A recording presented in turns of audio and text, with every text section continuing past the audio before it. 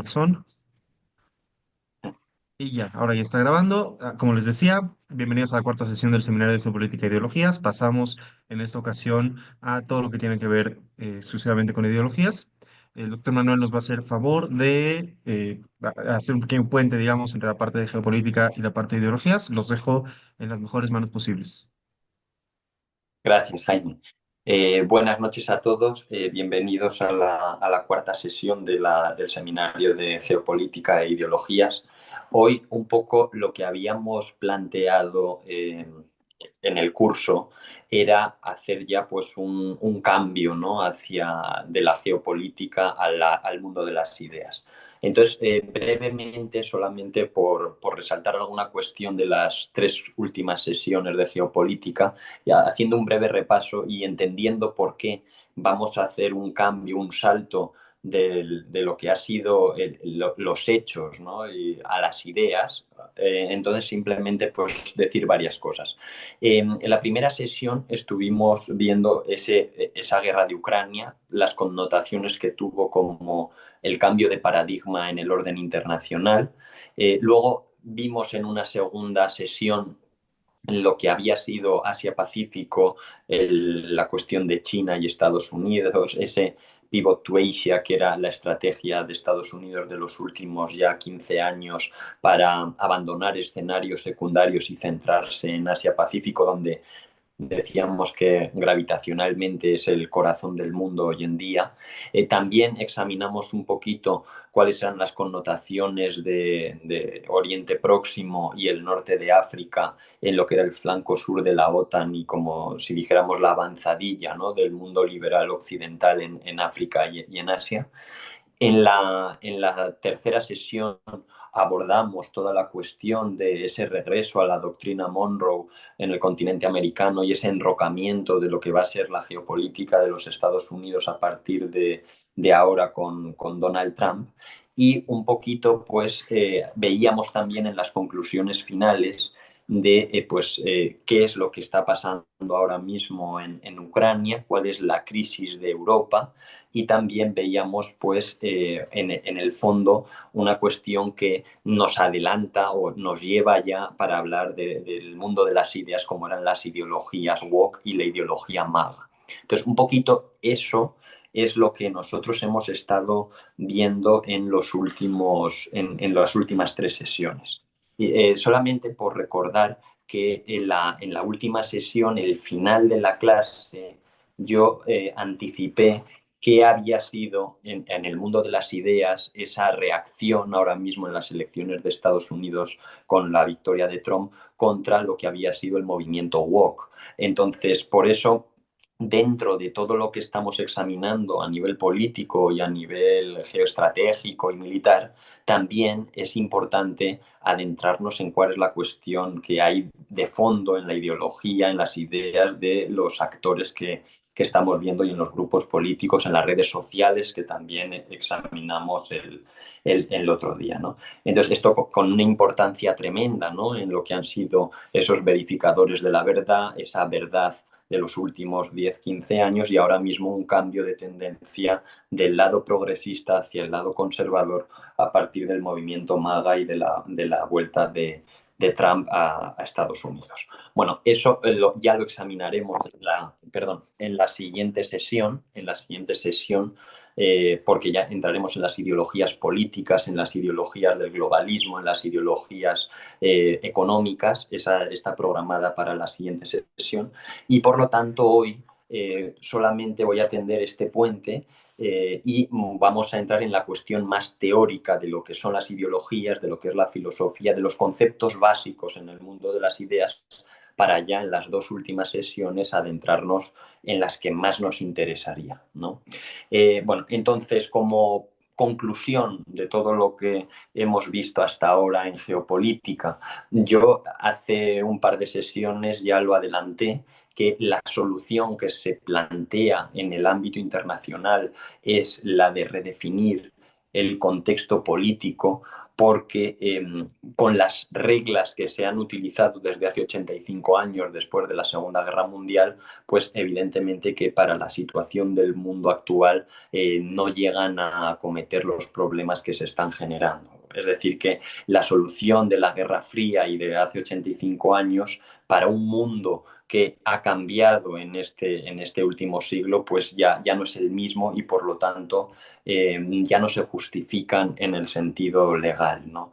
Entonces, ese mundo unipolar, terminábamos diciendo de la Guerra Fría, después de la Guerra Fría ya no se ajustaba a los polos de poder de hoy en día y en ese sentido adelantábamos también que el derecho el Estado de Derecho sin las armas era puro papel mojado, como decía Gustavo Bueno, o hacíamos alusión también al discurso de las artes, de las letras y de las armas del Quijote, ¿no? De Cervantes, o de Howard, cuando decíamos que los países que más apuestan por los derechos humanos y por la democracia son los que más armamento acumulan, ¿no? Entonces, en ese sentido, eh, otra vez lo que se tiene que redefinir es el ámbito de cuál va a ser el papel de las potencias emergentes en el mundo, qué papel va a jugar India en el mundo, qué papel van a jugar otros actores importantes y el papel que a lo mejor están jugando actores de hace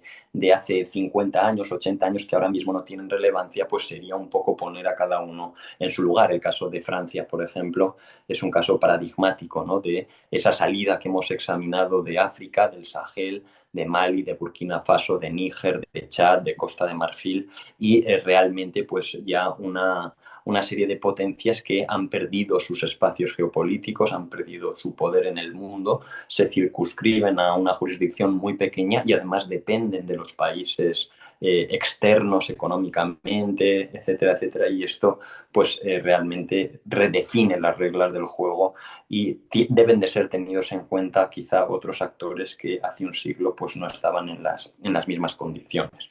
Entonces, ese Bretton Woods, ¿no? Después de la Segunda Guerra Mundial, ese patrón oro y todo lo que había definido el movimiento posterior a la Segunda Guerra Mundial, ahora mismo también se ve cómo se desdibuja en el sentido de una guerra entre lo que son los BRICS y el G7, o por decirlo de otra manera, en los BRICS lo que se acumula es el 40% de la población mundial, casi un 30% de la economía global, y además con los BRICS Plus y todo lo que genera a su alrededor, pues cada vez con un mayor peso a nivel económico. Bueno, esto un poco es algo que lo repetíamos, ¿no? En las últimas sesiones, pero a mí lo que más me interesaba de todo esto, y por eso la conexión de este curso de geopolítica con ideologías, es que en realidad, fuera de lo que podamos decir de la situación de las potencias emergentes, de las potencias en guerra, etcétera, en el fondo lo que sí observábamos y observan muchos expertos en esta materia es una decadencia. Es decir, la crisis es mucho más profunda, la crisis es mucho más profunda dentro del ámbito del ser humano de lo que podemos imaginarnos, ¿no? Entonces, un poquito, por eso vamos a hablar ahora de ideologías y por eso nos vamos a meter en la crisis del ser humano. O sea, en realidad no es una cuestión de fondo solamente que haya una ideología que hoy se llame woke y mañana maga, sino que en el fondo el problema que existe en el mundo es un problema que está en el hombre, está en lo profundo del ser humano. Y de ahí la necesidad de que examinemos a fondo cuáles son esas ideologías que están también pues dañando, ¿no? Y que están también destruyendo esa vida en comunidad del ser humano. ¿Vale? Entonces, esto sí que sería el punto neurálgico de esta primera sesión para entender qué es lo que vamos a ver en las próximas sesiones.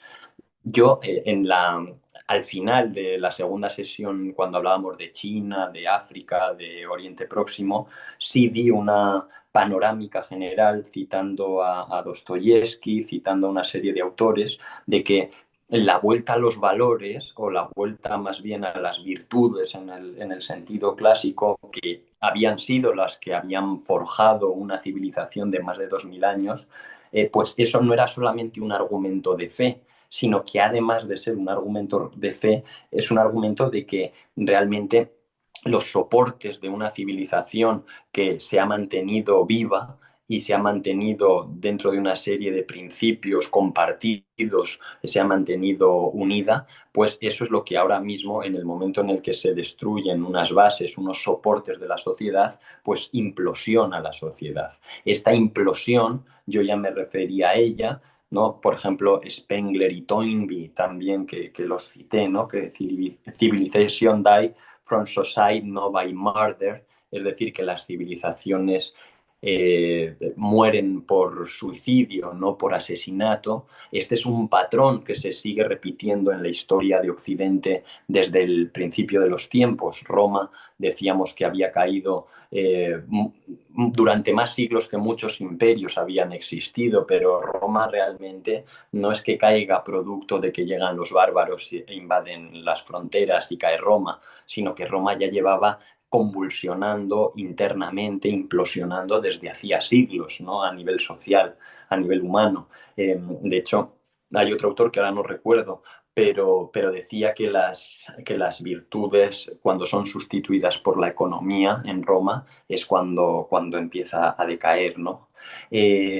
Pero no es solo Roma, es la cristiandad medieval. Hilaire Belloc, cuando decía que no habría existido un Lutero si no hubiera sido por una implosión, y hay que recordar todo lo que es el cisma de Occidente y todos los últimos años de la Baja Edad Media. La monarquía católica en India, la monarquía hispánica. Es cierto que Napoleón es el catalizador de lo que luego va a suceder en Indias, ¿no? De las juntas, y las juntas son primero además juntas en favor de Fernando VII y luego se convierten en juntas ya secesionistas una vez que suceden muchas cuestiones, pero también hay un elemento interno que es un producto de la historia siempre eh, es un proceso, no es algo que se produzca de manera tajante de un día para otro, ¿no? Sino que son procesos paulatinos los que van desarrollando todas estas cuestiones. ¿Y qué decir de la Unión Soviética? La Unión Soviética no fue vencida por el capitalismo, sino que fue un modelo agotado que implosiona, como dice Pérez Vejo, ¿no? Y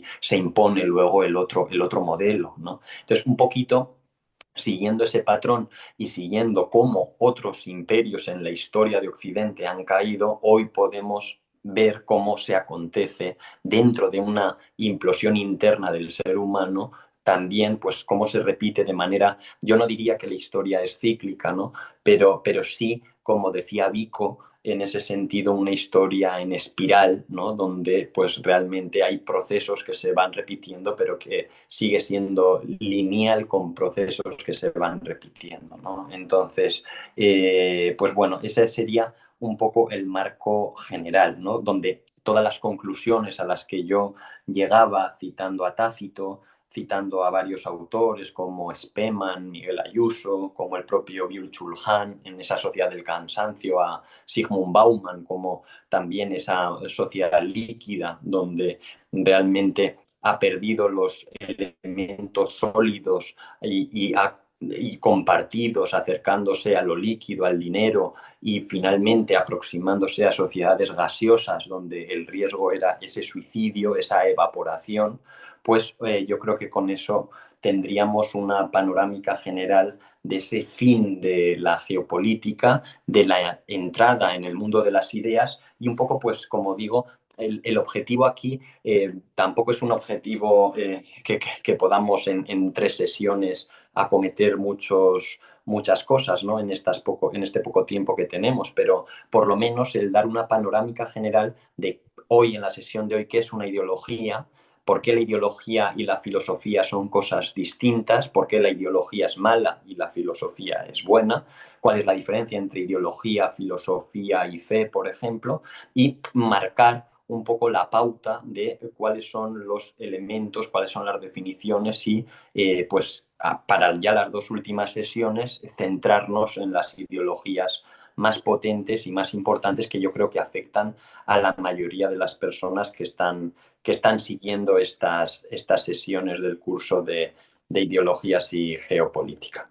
Bueno, entonces, sin más dilación, y habiendo hecho este repaso general, en solamente 20 minutos más o menos que va a durar esta introducción al mundo de las ideologías, yo partiría de una frase o de una idea que tiene un escritor que yo le he citado en varias ocasiones aquí, que es Juan Manuel de Prada. Y él advertía hace pocos meses, ¿no? Este escritor que decía que uno de los graves errores que se están produciendo hoy en la sociedad es por culpa de las redes sociales. ¿Por qué las redes sociales? Nosotros hemos visto ya qué implicación han tenido en estos últimos años como los medios de la desinformación, tratados por los progresistas como la desinformación viene de los medios de comunicación alternativos. Yo comentaba, ¿no?, que la desinformación más bien en los últimos años en muchas cuestiones que hemos examinado procedían de los medios tradicionales, de los medios de la televisión y de los medios que eran controlados por la verdad de los verificadores. Y es cierto que ahora, en un cambio de tendencia en las redes sociales, pues se los puedan apropiar en el sentido inverso, en un sentido conservador, que también cope el relato único, ¿no?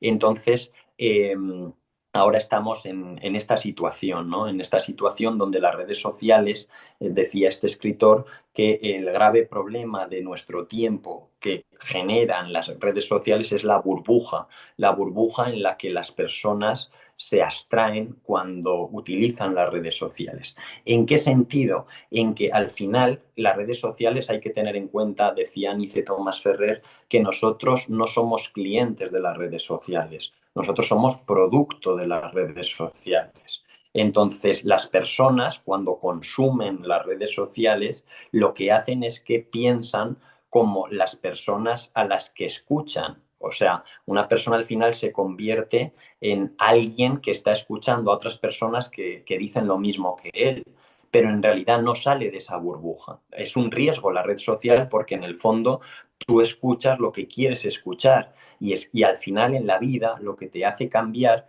lo que te hace madurar, lo que te hace ser mejor persona, lo que te hace mejorar es al final hablar con gente que piensa distinto a ti y es la que te hace a lo mejor cambiar cuestiones en las que tú estabas equivocado, etcétera, etcétera, ¿no? Entonces, por eso es un riesgo, porque hoy no hay crítica. Hoy las redes sociales lo que hacen es formar una visión de una persona que se autoconvence de lo que él piensa, pero no tiene reflejo crítico en personas que piensan distinto a él, ¿no? Entonces, este es uno de los graves problemas, ¿no?, de las personas y de los jóvenes que consumen muchas horas de redes sociales y en el fondo lo que están haciendo es como una especie de caja de resonancia en donde las ideas que se están diciendo están rebotando, pero no salen de ahí, ¿no? En el fondo no hay algo que les haga cambiar, ¿no?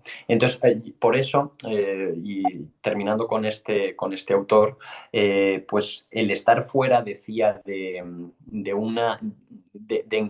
un encasillamiento ideológico es algo sano. O sea, cuando una persona, las redes sociales, la política, los medios, la televisión encasilla a las personas, ¿no?, dentro del mundo maga, dentro del mundo woke, dentro de la izquierda, dentro de la derecha, en el fondo, cuando tú estás bajo dos aguas distintas o estás en medio de una u otra, el estar descatalogado o el estar en un lugar que no te acomodes a lo que es una ideología, en realidad es algo sano, ¿no? Porque eso hace que no tengas que perder tampoco la crítica o no tengas que perder tampoco lo que tú puedes aportar, ¿no? Porque en el momento en el que tú accedes a un grupo político que tiene una ideología determinada, finalmente también se coarta lo que a lo mejor tú puedes decir, ¿no? Entonces estás acotado, ¿no?, por las ideologías a una forma de pensamiento que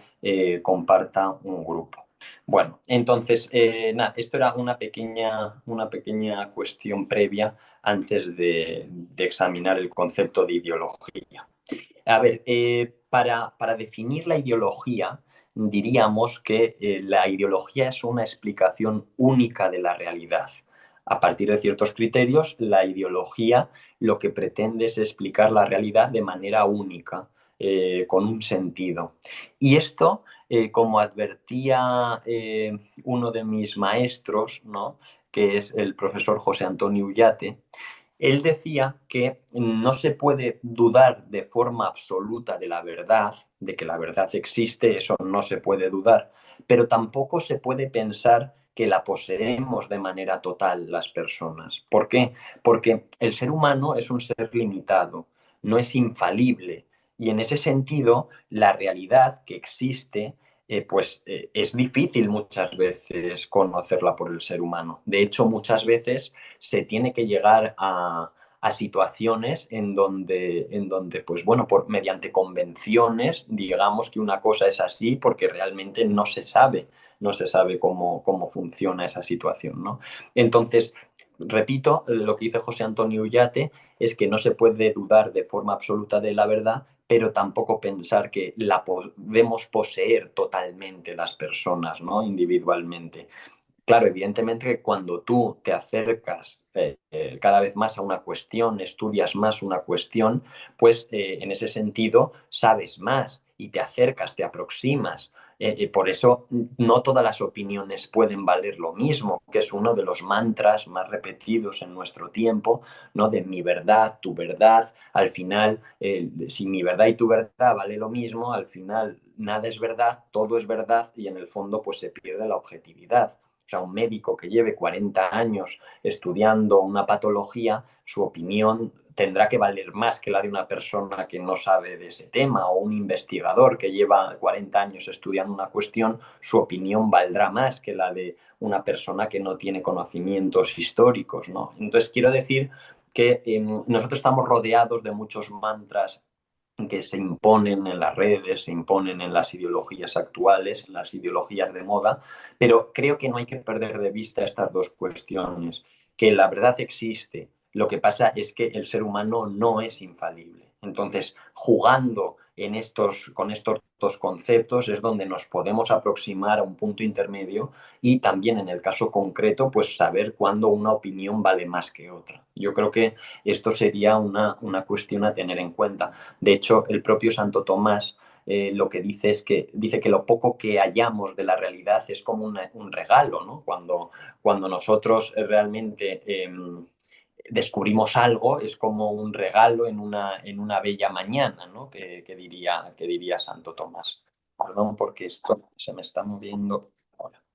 Bien, entonces, lo poco que hallamos de la realidad es como un regalo. Eso, la adecuación del entendimiento a la realidad, es decir, adecuar lo que tú entiendes o lo que te das cuenta por tu percepción de lo que las cosas son, ese entendimiento de la realidad, cuando se adecua, eso se llama hidrogénesis. Eso lo apoda como hidrogénesis, que es la comprobación entre lo que tú ves o lo que tú conoces y entiendes y eso se ajusta a la realidad, es esa comprobación realmente, ese es el principio de la ciencia moderna, ¿no? Ese es el principio de la ciencia moderna.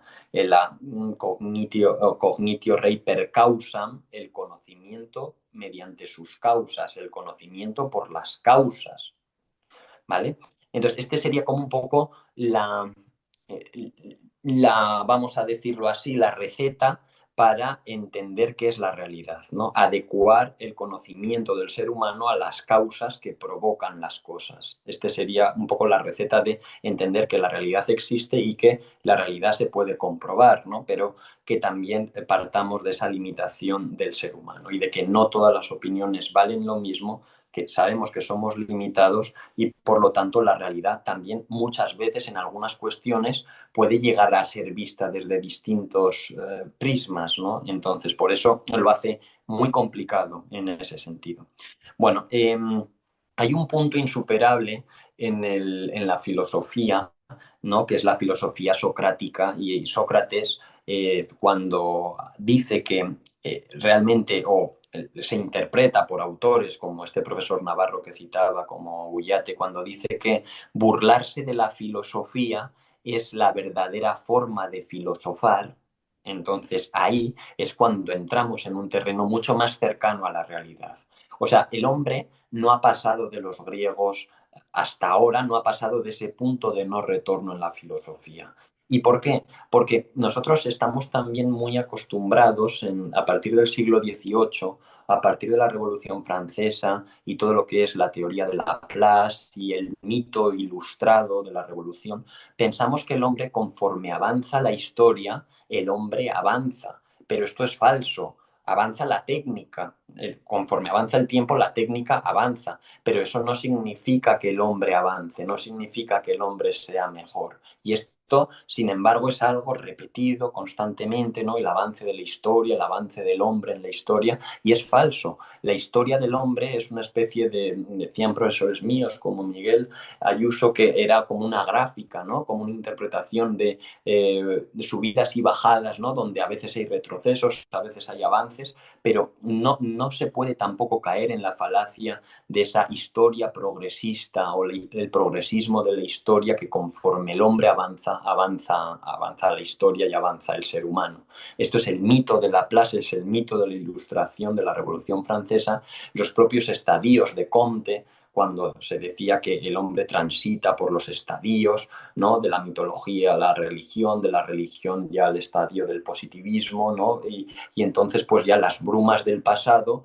iban quedando atrás y entonces cada vez se iba llevando hacia el futuro, ¿no? En ese sentido, y hacia el avance del ser humano. Esto es un mito que el propio Einstein y el propio Max Planck o Heisenberg, etcétera, todos desde la ciencia en el siglo XX comentaban, y esto no lo voy a introducir ahora, pero lo veremos en las ideologías científicas un poquito más adelante, ¿no? Pero bueno, yo lo que quiero decir es eso, que el hombre no ha pasado de ese punto de no retorno. Cuando Sócrates crea el concepto de filosofía, ¿no? O cuando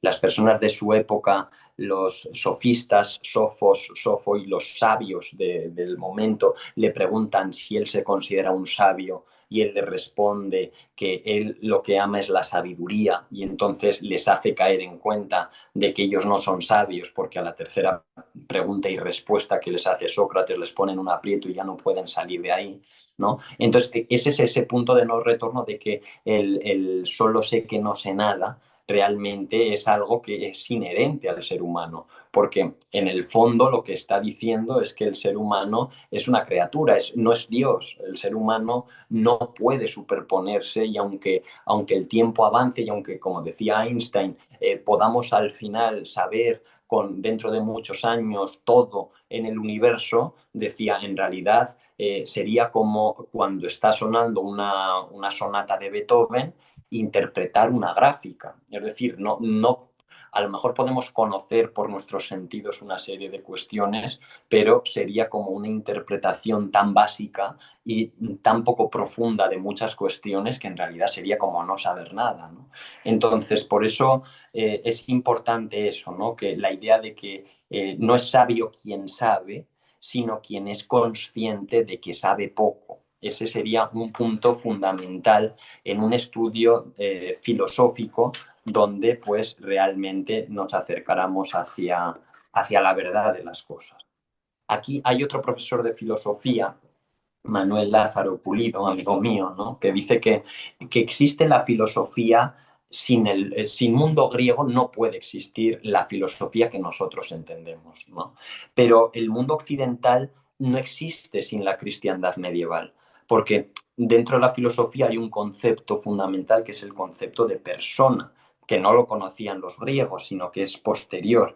Y entonces cada ser humano, la humanidad en general, la persona hace imposible que seamos un número, un dígito, ¿no? Un mero átomo dentro de la sociedad, dentro del grupo. Por eso él recordaba que en la Alemania nazi lo primero que hacían era borrar el nombre de cada uno. Y hoy, por eso, quitamos las categorías de persona. En todas las leyes que puedan ustedes examinar, ya no se aborta, sino que se interrumpe de manera voluntaria el embarazo, se despersonaliza, se quita la categorización de persona, ¿no? La eutanasia como medio de confort, ¿no? En todas las leyes van a ver que el concepto de persona es un concepto fundamental que ha sido descategorizado. Y eso no ha sido de ahora, ha sido en muchas civilizaciones donde se perseguía el acabar con una serie de cuestiones, ¿no? Por ejemplo, en el nazismo, pues el tema de la raza aria. Stalin tiene una frase que decía que una muerte era una tragedia, 1 millón es una estadística. Y en ese sentido, pues se puede ver en la crisis del coronavirus cómo las estadísticas suplían todo el elemento del drama personal, ¿no? Por meros datos, meros números, que era lo que se imponía al final, ¿no? Entonces, esto es importante, ¿no? En filosofía, que no somos iguales cada uno, cada uno en la especie, pues compartimos en el grupo un mismo mundo, etcétera, pero cada uno es único en su categoría, en su especie. Entonces, hoy la persona se reduce, ¿no? A lo que sería a lo que sería una abstracción que la excluye, el concepto verdadero de persona.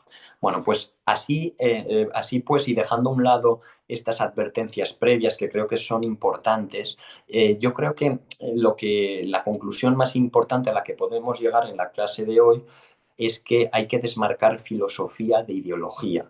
La filosofía y la ideología son cosas antagónicas, antagónicas. O sea, la verdad es, como hemos dicho, adaptar nuestro pensamiento a la realidad. Eso es lo que hemos dicho que era la hidrogénesis, ¿no? En el caso de Santo Tomás. La verdad es adaptar nuestro pensamiento a la realidad. ¿Y qué hace la ideología? La ideología es un proceso inverso al de la filosofía. La ideología, a la inversa, lo que hace es que pretendes que la realidad se ajuste a tu verdad, que la realidad quepa dentro de la concepción que tú tienes de la verdad.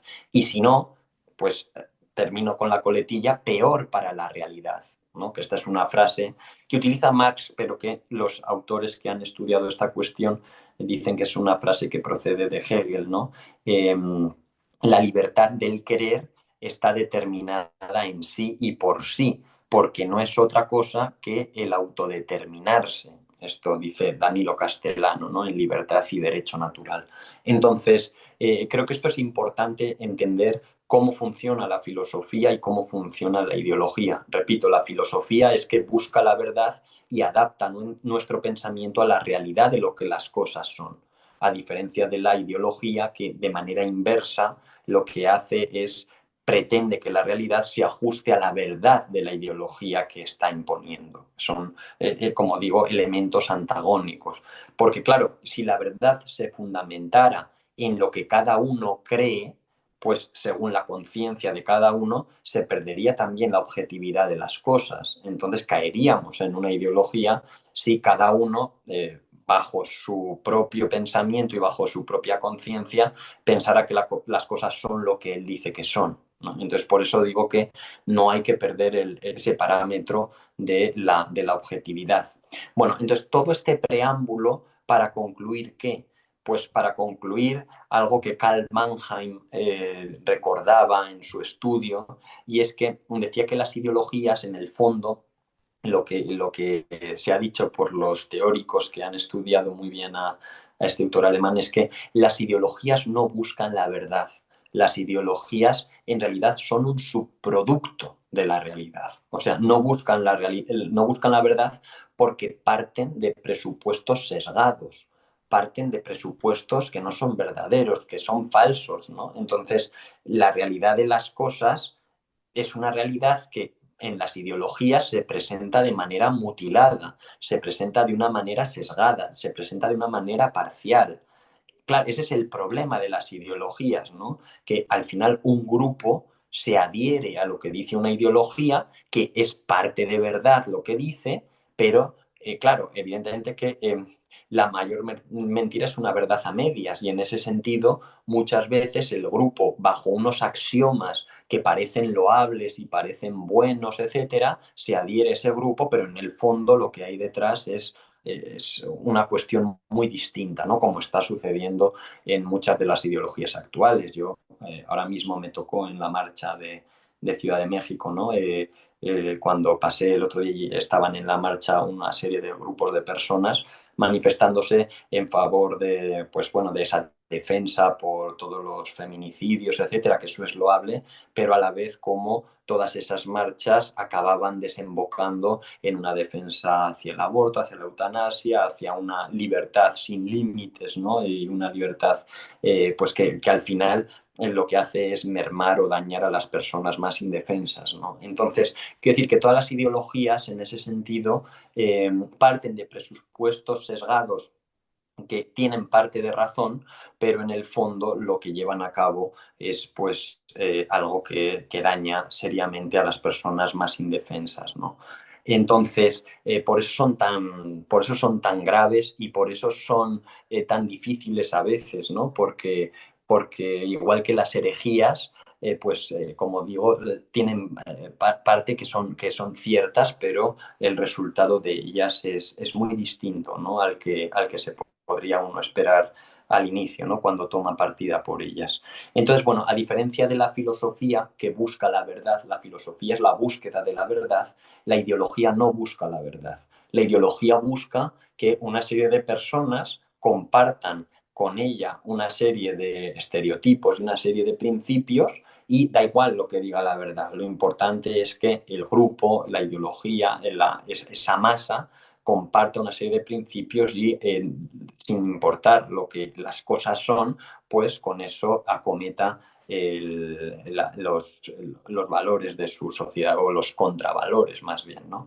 Entonces, al mismo tiempo, no debemos olvidar tampoco que las ideologías son totalitarias. Esto Mauro González Luna lo ha recordado en varias ocasiones. Las ideologías son totalitarias.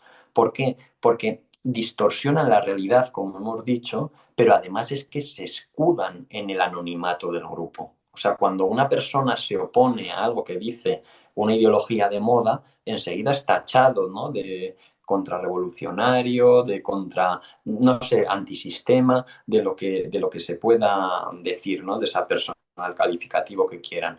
¿Pero por qué? Porque en el fondo, y esto está estudiado en sociología, en psicología, ¿no? La masa de Le Bon, por ejemplo, el comportamiento grupal, hace que las consecuencias de una persona que a nivel individual no haría esto, a lo mejor cuando está en grupo se comporta de manera distinta. Entonces, las ideologías piensan en las redes sociales. Cuando una persona se le echa a la palestra de las redes sociales porque ha dicho esto, lo otro, pues en el fondo es que se la comen, ¿no? Las redes sociales, porque las ideologías, como digo, son totalitarias. Son totalitarias y la gente se escuda en el anonimato del grupo, ¿no? Entonces es un totalitarismo, pues el totalitarismo de nuestro tiempo más importante. Bueno, entonces ya voy acabando con esta introducción teórica porque yo creo que ese puente que hemos hecho entre geopolítica e ideologías de estos los primeros 15 minutos creo que servían un poco para hacer un repaso general de todo lo que hemos visto y por qué nosotros nos estamos ahora metiendo en el ámbito de las ideas y por qué realmente la matriz del problema de fondo del ser humano está en el ser humano y está en el mundo de las ideas, no solamente en el funcionamiento de las grandes potencias, ¿no? Sino también qué hay de culpa, ¿no? Dentro de lo que está pasando en la nueva forma de vida y en el comportamiento del ser humano, pues yo creo que eso es lo importante. Visto ya lo que es una ideología y visto lo que es la filosofía, también hay un elemento central de diferenciación entre la filosofía y la ideología con un matiz que es la libertad.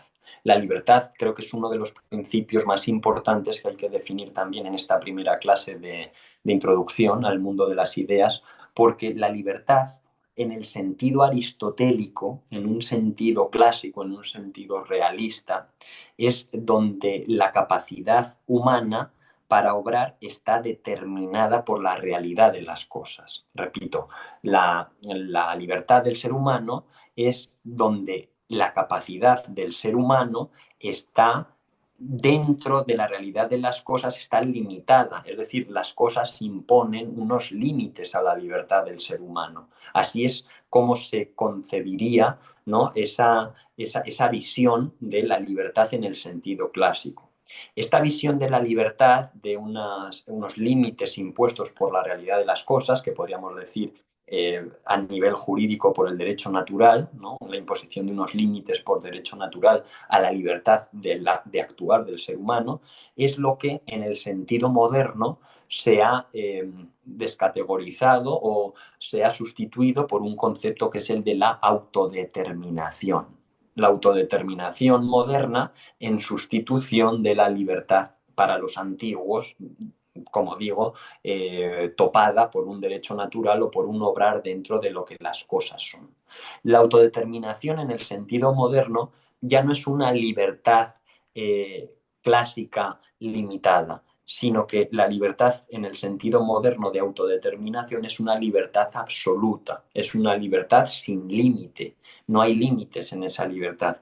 Entonces, claro, el mundo obedece a la voluntad de lo que tú dices que es. Y en ese sentido, pues es cuando todo se hace mudable.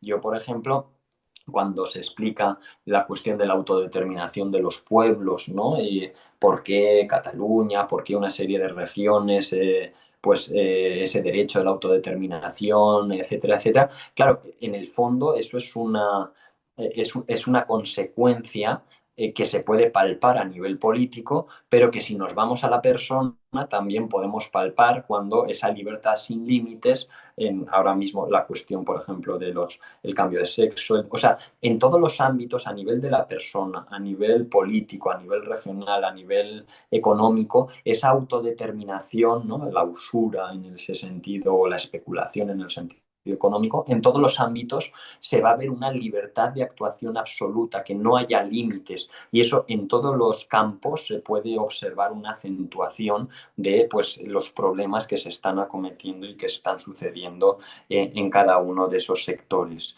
Entonces, bueno, yo creo que filosóficamente y a nivel teológico también, por añadir el matiz de la teología, Danilo Castellano también tiene una frase que creo que resume perfectamente la modernidad, y es que la modernidad es la sustitución de un orden dado en una concepción teológica, un orden dado por Dios, por un orden que el ser humano crea, un orden creado. Repito, la sustitución de un orden dado por un orden creado, un orden que Dios da en sustitución por un orden que el ser humano crea. Eso, en resumen, sería la definición de modernidad. Y si se entiende eso, realmente yo creo que se entiende todo lo que sucede a nivel económico, a nivel político, a nivel humano, a nivel personal, porque realmente ese cambio de paradigma es lo que está detrás en todo, en la política, en la economía, en el derecho, en todos los ámbitos de la vida del ser humano. Entonces, como conclusión ya de esta primera sesión del mundo de las ideas, y yo creo que como preámbulo debemos partir de que es falso ver la historia desde cualquier punto ideológico, bajo cualquier óptica ideológica. Da igual qué ideología tocar qué ideología tomáramos, ¿no? Todas son falsas.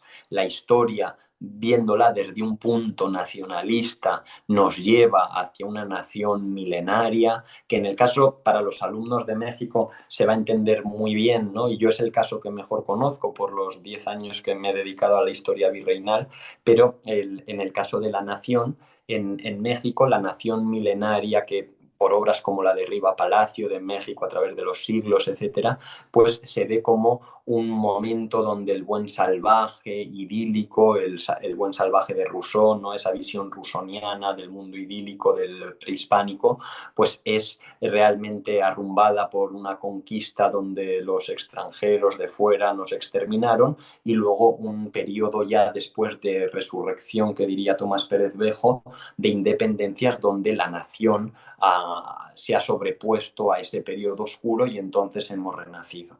Esa es la historia nacionalista de cualquier país, me refiero a México porque es el que yo mejor conozco, pero cualquier país contemporáneo, americano e incluso la propia España, del viejo mundo, todos parten de una visión ideológica del nacionalismo, ¿no? Que quiere abstraer una realidad del siglo XIX como es la nación, el Estado-nación es producto del siglo XIX, hay elementos previos de nacionalización de lo que es la monarquía o lo que son los antiguos imperios, por así decirlos, de antiguo régimen, que procede de atrás y es también un proceso largo y complejo. Pero lo que es el Estado-nación y toda la teoría de la nación moderna, todo esto parte de un postulado del siglo XIX, del nacionalismo, que es una ideología inventada en el siglo XIX. Entonces, claro, el problema es ese, ¿no? Que el nacionalismo crea un mito. Ese mito es falso, ¿no? La historia nacional es falsa en muchos sentidos y en ese sentido, pues ver la historia desde un punto nacionalista en realidad es algo totalmente falso. Pero yéndonos del otro lado, ver la historia desde un punto de vista de lucha patriarcalista, pues evidentemente que es algo falso, ¿no? Esa lucha patriarcal que ahora mismo el feminismo y la ideología de género, ¿no?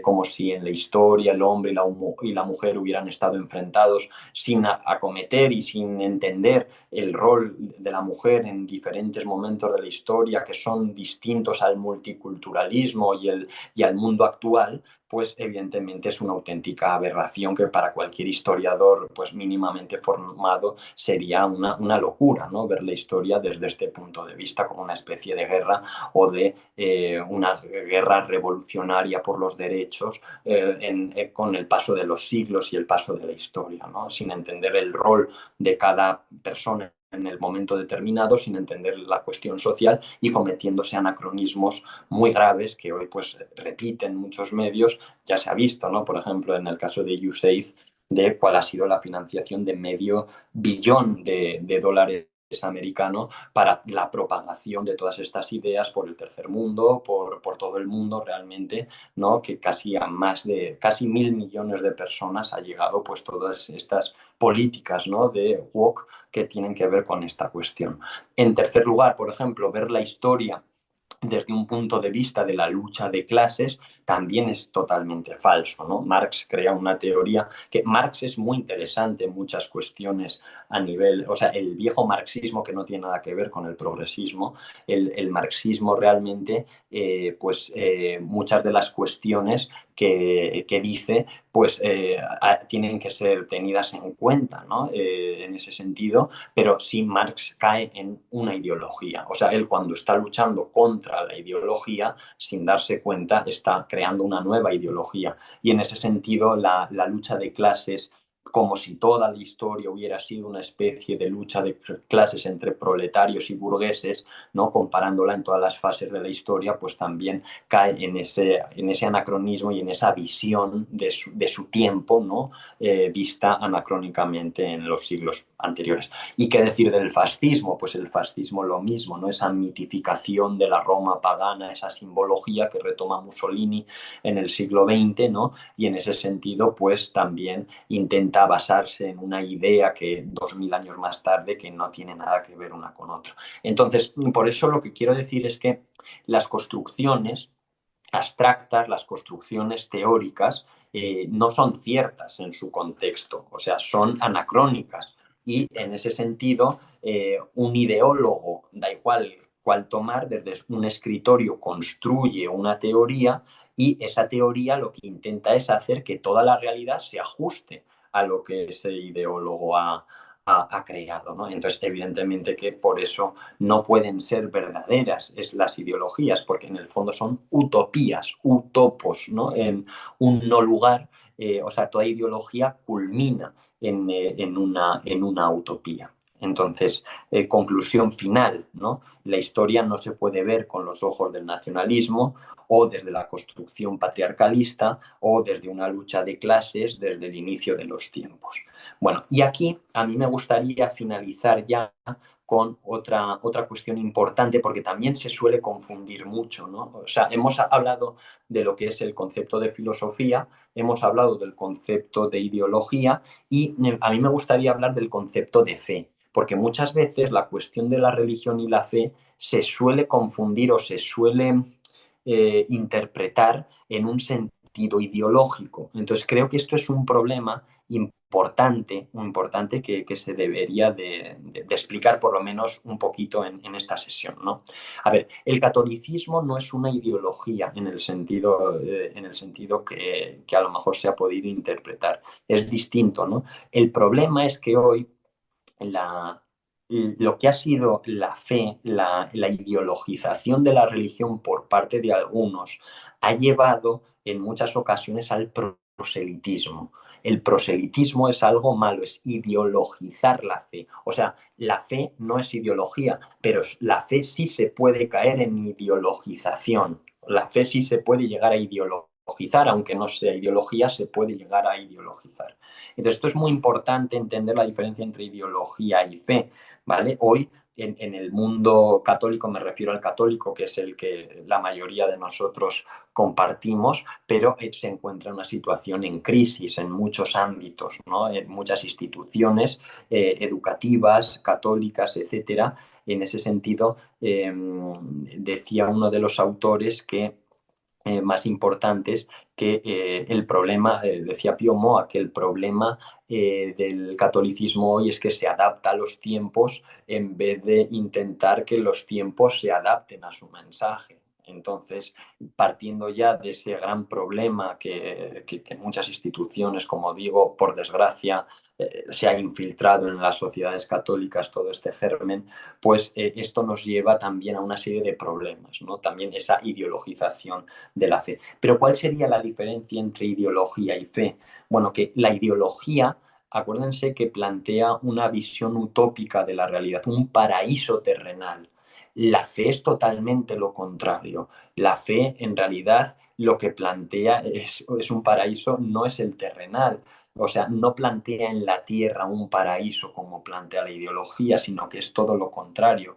O sea, la limitación dentro de la fe es mayúscula porque el ser humano se considera criatura, una creación divina. Sin embargo, en la ideología, el ser humano tiene las respuestas a todo porque se lo da la ideología. La ideología le provee de una serie de respuestas y con esa ideología tú puedes soportar cualquier crítica, puedes responder cualquier pregunta, sin embargo, desde un punto de vista de una verdadera fe, de lo que te das cuenta es de esa limitación humana que hemos hablado en el sentido clásico, en el sentido realista. Tú no tienes respuestas para todo, tú te sientes criatura, tú te sientes limitado, la ideología te hace infalible, es totalmente el sentido opuesto a la ideología. La cuestión de la esperanza también, ¿no? En ese sentido, la desesperanza, el ateísmo, todo se acaba, ¿no? A diferencia de la esperanza, de ese propósito, ese sentido de vida, ¿no? Sobrenatural.